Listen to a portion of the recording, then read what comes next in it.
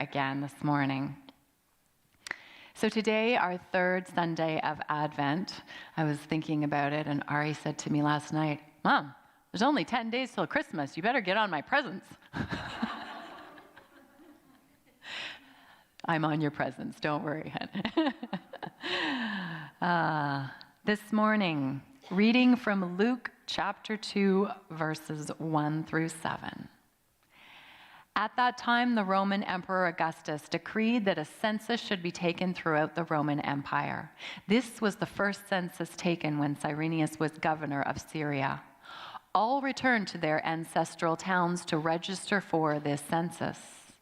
And because Joseph was a descendant of King David, he had to go to Bethlehem in Judea, David's ancient home. He traveled there from the village of Nazareth in Galilee.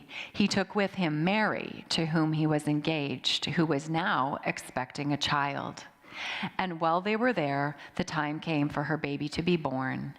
She gave birth to her firstborn son. She wrapped him snugly in strips of cloth and laid him in a manger, because there was no lodging available for them. The birth of Christ, Jesus, told in these few short verses, is probably one of the most beloved and recited passages of the Bible. And throughout the Advent season, we ponder the moment in history when God becomes a man.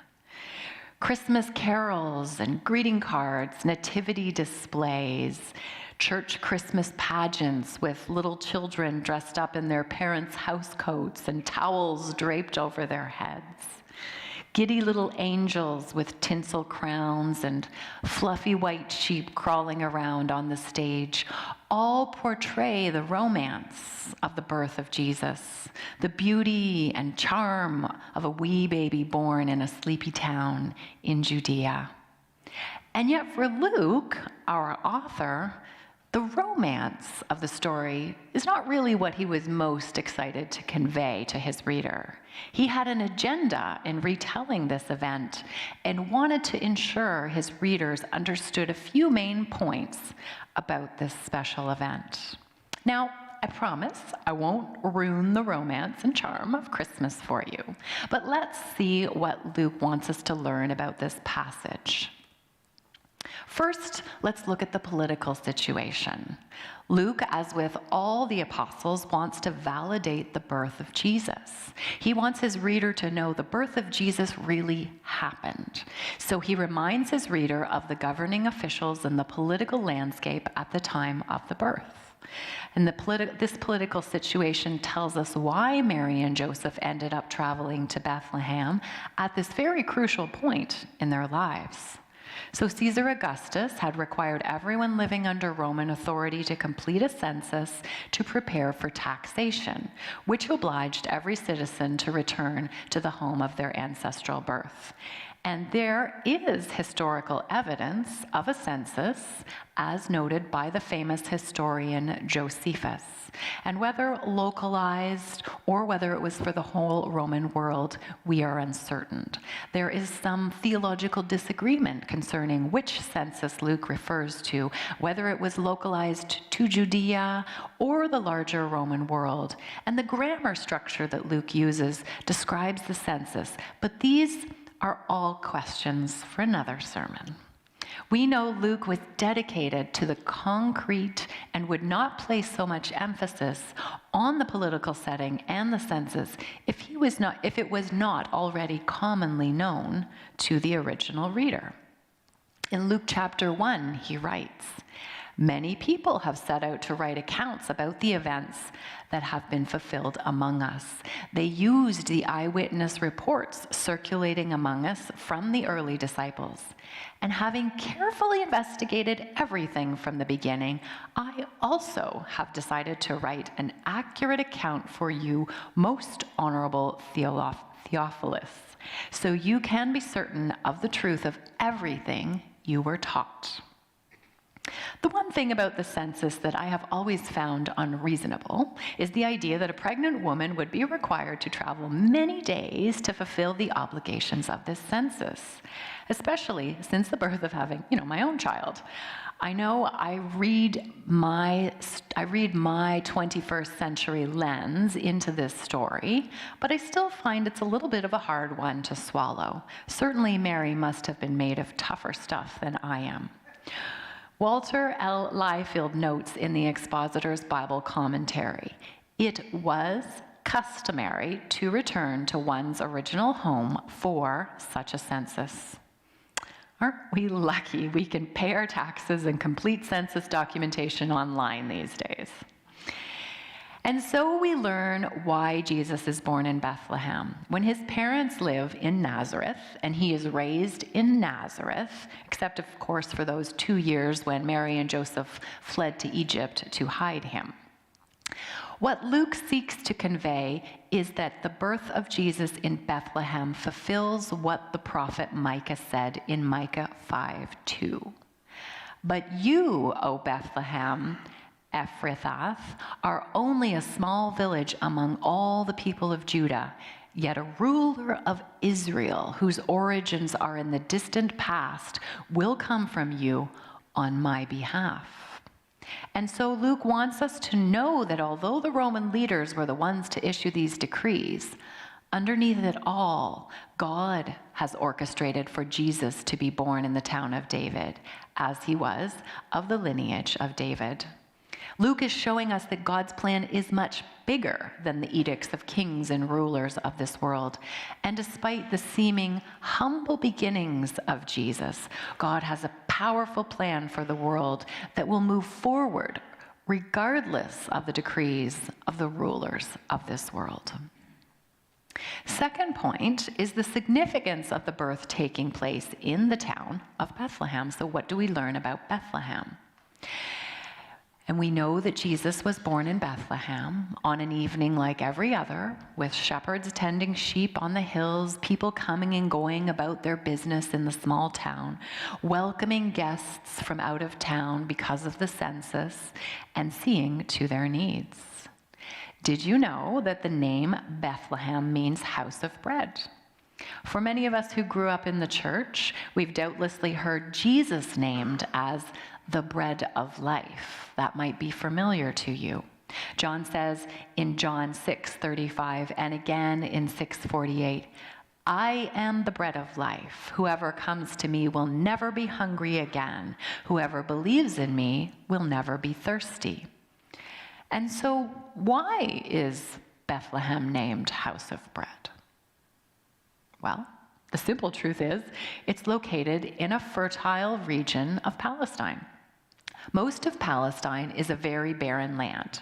Below Bethlehem is the long wilderness of the Sinai Desert, and to the east beyond the Jordan Valley lies the harsh plains of Moab, and beyond these, the empty deserts inhabited only by the Arab Bedouins. But around Bethlehem, the land was not so harsh. Wheat, figs, olives grew in that area, and those living in Bethlehem would have had ready access to food. Don't you find it curious that Jesus was born in a town whose name is House of Bread? For me, this speaks to how the love of God is not indifferent to basic human need. Jesus was no cold, aloof religious figure. He was a man among the people. How many scenes in the Bible center around Jesus eating with his friends and disciples? The wedding at Cana, dinner at Matthew's, dinner with Zacchaeus, eating with Mary and Martha in Bethany, the upper room Last Supper, on and on and on, so many scenes. Jesus was not indifferent to human need or human happiness. And yet we can't miss the double meaning of the bread of life. And although Jesus is always concerned with our physical lives, he's also knows that no satisfaction of his people's economic wants and needs, as vital and as important as they are, will ultimately fill our soul.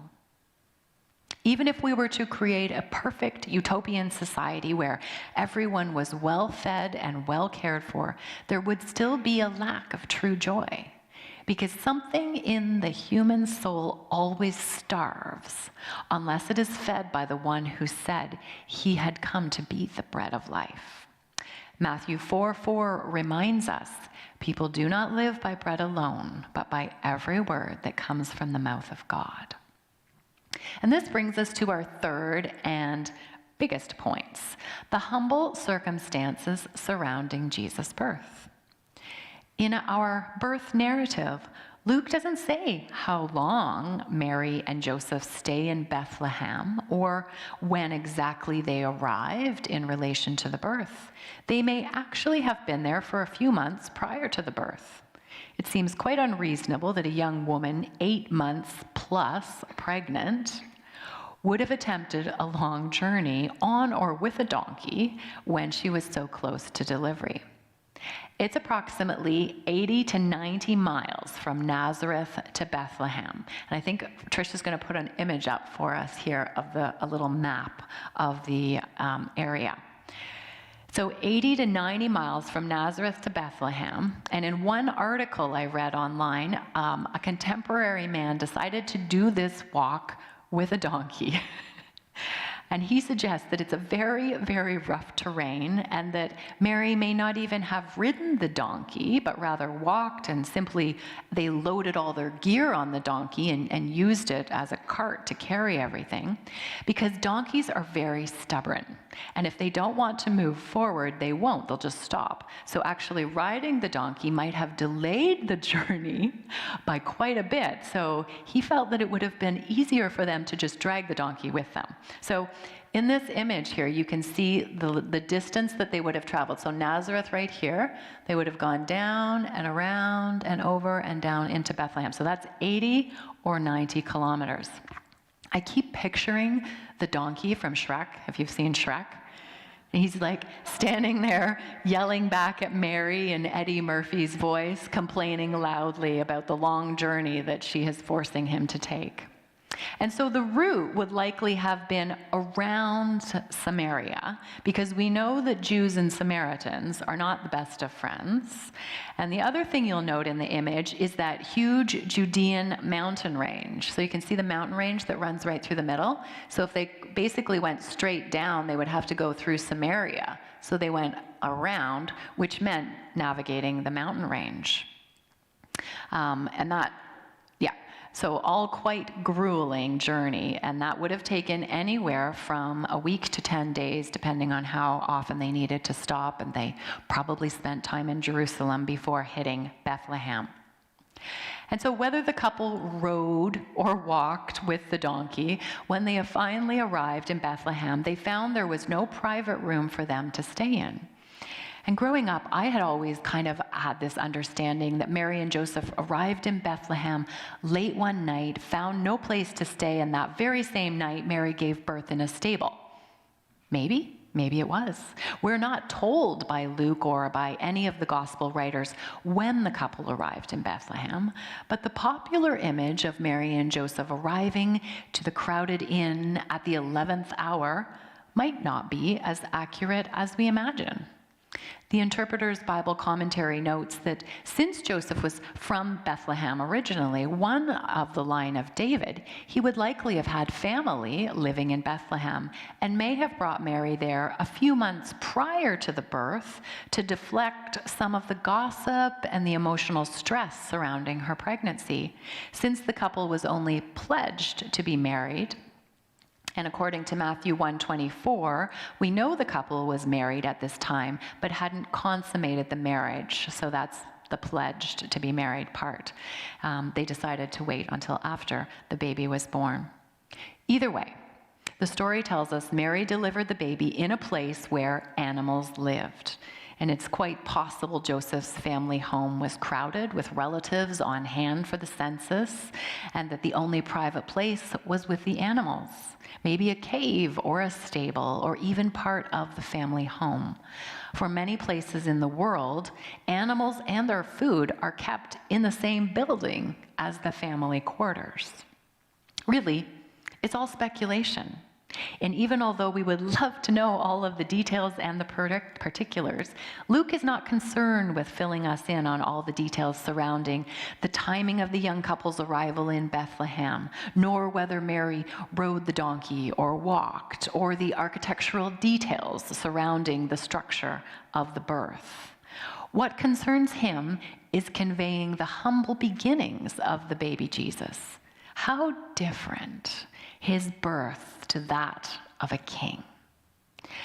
Again, Walter L. Liefeld tells us Luke is establishing a contrast between the proper rites of the Messiah in his own town of David and the very ordinary and humble circumstances of his birth. A king born to this young peasant couple, how bizarre, how extraordinary, how different from all we would ever think makes sense. The Messiah, if Mary could even imagine it, had come to her.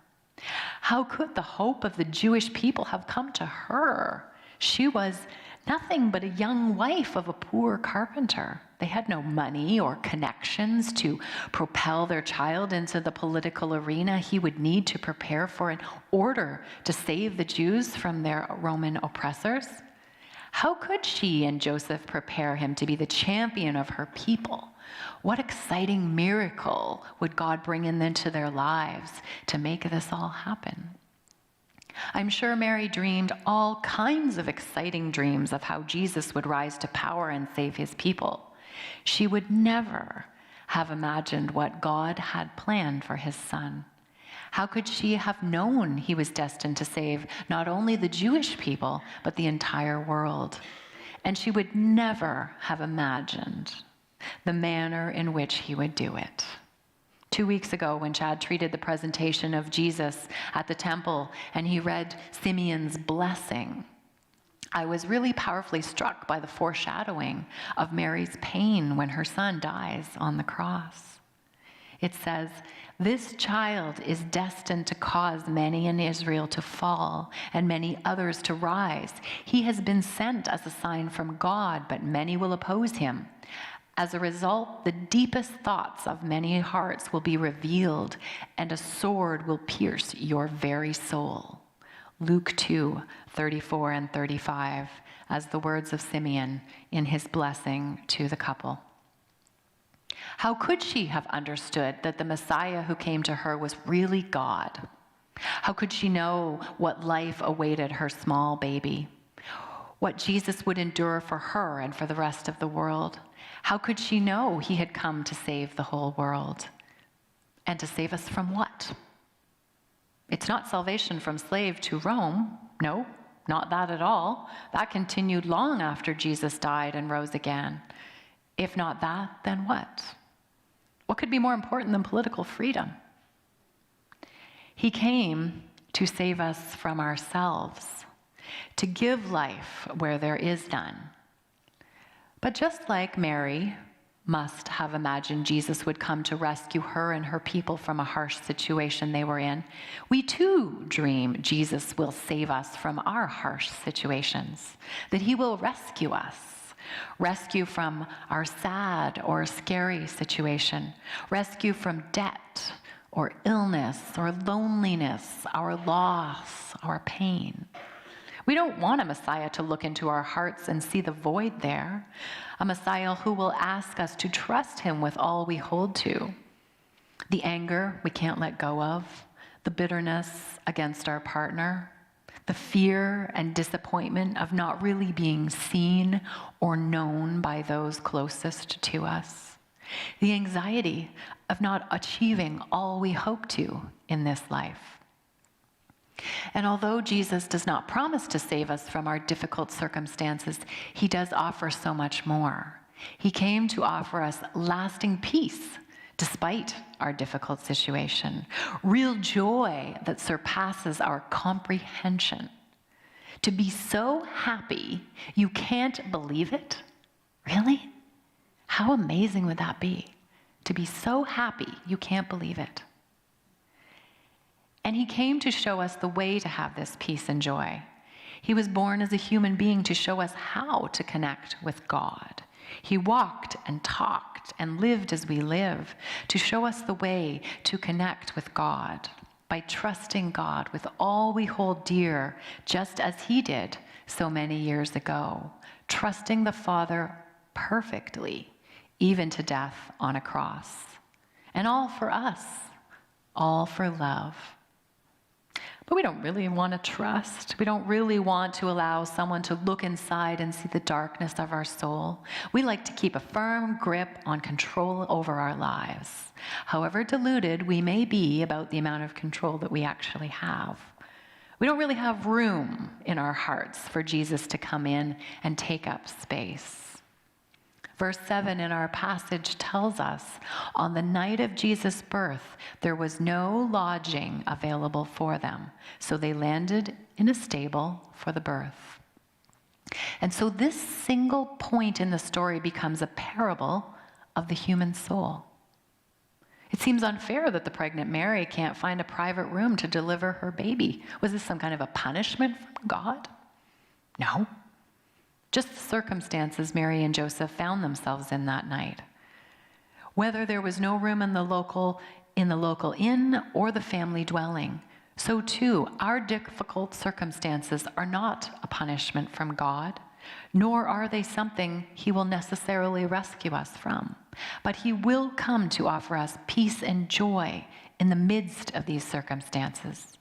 And just like Mary and Joseph were excluded from a private room on this special night in their lives, so too we exclude Jesus from our hearts.